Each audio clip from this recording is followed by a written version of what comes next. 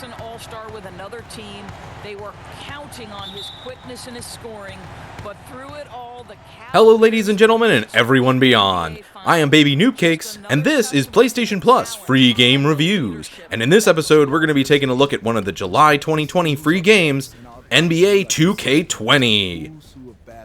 And I think I need to start off by saying that I am not a fan of sports games, and so I can't really compare this game to any previous titles from either 2K or the NBA Live series of games from EA. In fact, the last basketball game I played was NBA Street from EA Big, and I actually had a lot of fun with that game. But of course, it's nothing like an actual basketball sim game like this one. Anybody else remember EA Big? Back when EA actually made a few decent, fun-to-play games and weren't so obsessed with microtransaction and squeezing every penny out of the consumer?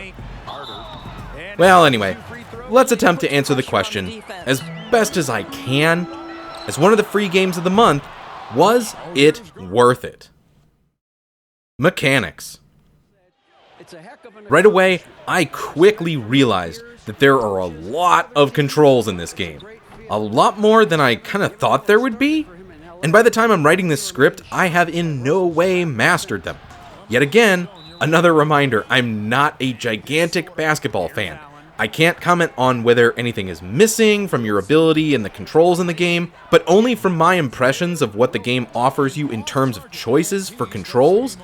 It seems a bit endless in the variety of options. You have options for how you take shots, you can control your AI teammates in order to make plays, both when you're on offense and defense. There is a tutorial section in the game, but it's kind of buried beneath a bunch of menus, so you kind of have to go hunting for it. And apart from that particular part of the game, it does not do a great job of teaching you the controls, even in the little hint screens you can pull up in the pause menu. And these hints have about 1 or 2 sentences about what to do, and sometimes I felt that they were super unhelpful in actually learning how to play the game. It also does a pretty poor job of explaining when to use each, and I think that was my biggest downfall when playing, at least at getting better at the game itself. It didn't teach you any strategy about playing and managing an entire basketball team all at once. And while the game does have a bit of AI that will help you out a bit, when the player-controlled character is the weak link in the team, you tend to do pretty poorly overall in your games. Art style. I definitely have to commend the devs for recreating what it's like to watch an NBA game on television. When you start up the game, you get the whole experience of playing through a televised basketball game. The transitions, the cutaways, the edited stills, the interviews with players, the halftime commentary, the various camera angles from realistic camera locations. You get it all. There's not much I can fault the game on here, except the fact that it is over-bloated with non-gameplay, just like an actual NBA broadcast. But of course, this is more a complaint I have with the American sports broadcasting trends, rather than this game in particular. I will also mention the player models, which are, well, look at them. Sometimes they're a bit goofy looking. This could be explained away by the fact that the game does boast an impressive number of historical teams in addition to current rosters, and has models for each individual player, and also features the WNBA League as well. But when the hardware that you're playing on can create things like The Witcher, or an equally super hyper detailed world that stretches on for miles and miles, when you're just creating 10 dudes on a basketball court with a large crowd behind them, I just can't fully excuse that lazy modeling in some places. If your name is Shaquille O'Neal, raise your hand, please. If your name is Shaquille O'Neal, raise your hand, please. I guess Shaq's not here today. If your name is Kenny the Jet Smith, raise your hand, please. And I'm Kevin Harlan. Sound. Just like with art direction, the sounds of an NBA game are in your home when you boot up this game. The announcers are accurate and faithful to the source material. The crowds cheer, and the classic sound effects are blasted in your face. The soundtrack is a whole bunch of popular licensed hip-hop tracks that really hype up the experience and bring the games to life. But then you'll find yourself staring at certain parts of the game where little to no sound is happening, and you'll be reminded of how little is actually going on in that moment. Replayability. This game has so many modes. Quick play, which lets you hop right into the action, choose your team and opposition, and get playing. My Career, which sees you take on the role of a young athlete and follow his journey to make it big in the NBA. They've also included the WNBA in this game as well. And from what I've read, this is the first time they've done that in a 2K game. However, you don't get quite as many options with the WNBA teams as you do for the NBA teams. You also have the My Team mode, which is where a big AAA developer has once again shoehorned in a bevy of microtransactions in order for you to put up more money in order to buy loot boxes. But in this case, they're packs of cards which you can use to create your own fantasy team with their own jerseys and stadium, and there's a whole lot in there, and it costs a whole lot of money in order for you to participate. It does look like they have some big giant esports style thing attached to this where you can win $250,000, but after doing a little research, it seems like this contest is well over at this point. But I'm sure there's plenty of people out there who are still spending money in order to try and be a part of it somehow, even though it doesn't exist anymore. And there's probably even some modes in here that I missed, because they kind of bury them all in multiple levels of menus within the main menu of the game. And yes, it is as convoluted as that makes it sound. But the game is designed to be near infinitely playable.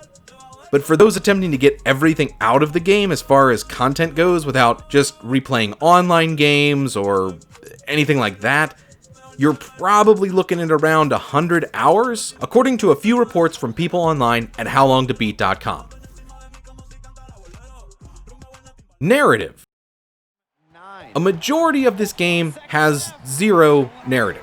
Obviously, it's basketball. You can make up your own stories, whatever, but there is a section called My Career, which sees you playing a college senior who's an NBA hopeful, who has a bit of a falling out with his coach at his school over a dispute of a player being dropped from the team, and he winds up almost dropping out of college because of it. Obviously, in the end, this story has a very happy ending. The kid goes back to college, he gets an agent, he gets picked up by the NBA, he's able to take care of his friend who got hurt and dropped from the team, and then, and I guess I won't spoil the very ending of the storyline, but there's not a whole lot to it. But it is kind of fun to play through and be a singular person on a team. It's interesting. And this section of the game only takes about 3 or 4 hours to get through. But the game does attempt to tell a story, and I guess it does to an extent. It's not very well written. You'll end up seeing a lot of famous faces come up throughout the storyline, which really kind of surprised me. Some of them were obvious, like LeBron James and Scottie Pippen, and obviously a bunch of other NBA players.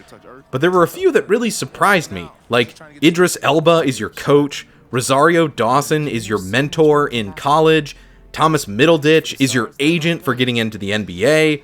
At one point, you go to a barber shop and get your hair done by Lamorne Morris. And there's even the possibility that you can end up on a film studio with Jaleel White. It's wacky, it's crazy, it's all over the place, and it's a few hours of good fun. Seriously, that was incredible work, guys. Incredible work. I mean that. Super authentic stuff. My opinion.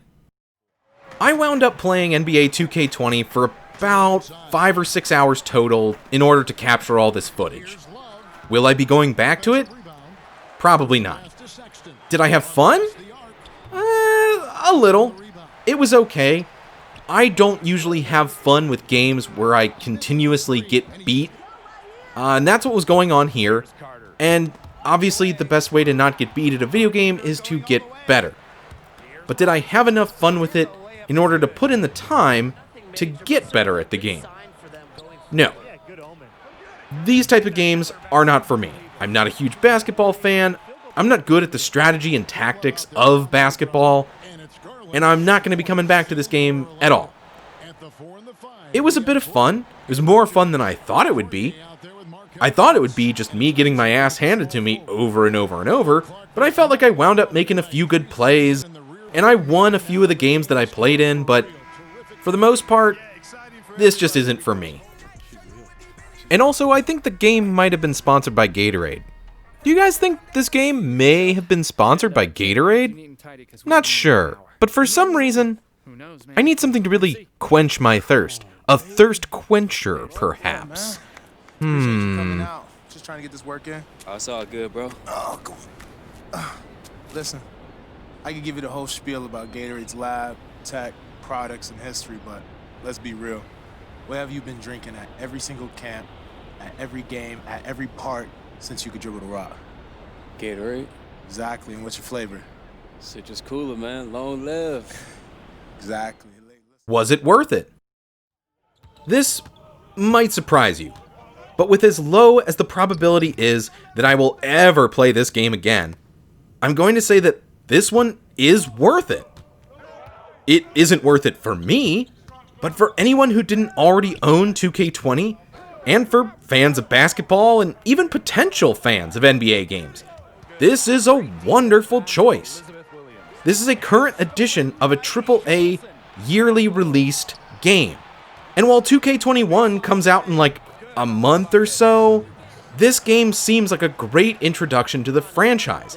And while it won't be the current edition for long, this is a big improvement for the PlayStation Plus free games. And I have to give it credit for that. As much as this game isn't for me, I can recognize that for a lot of people, this might be a game that they were waiting to get for free, and that they'll enjoy playing immensely. So I can't say that it isn't worth it. But maybe that's for you to decide. Whether you agree or disagree with my judgment, get at me in the comments. Let me know what you think, and let's discuss if this month's games were worth it or not. Also, don't forget to go onto the PlayStation Store and download your free games every month. Because hey, they're free. And sometimes, you'll end up with a few gems. Thank you for watching. If you liked the video, please like, comment, and subscribe, because I take a look at these PlayStation Plus games every month. But for now, I'll catch you later.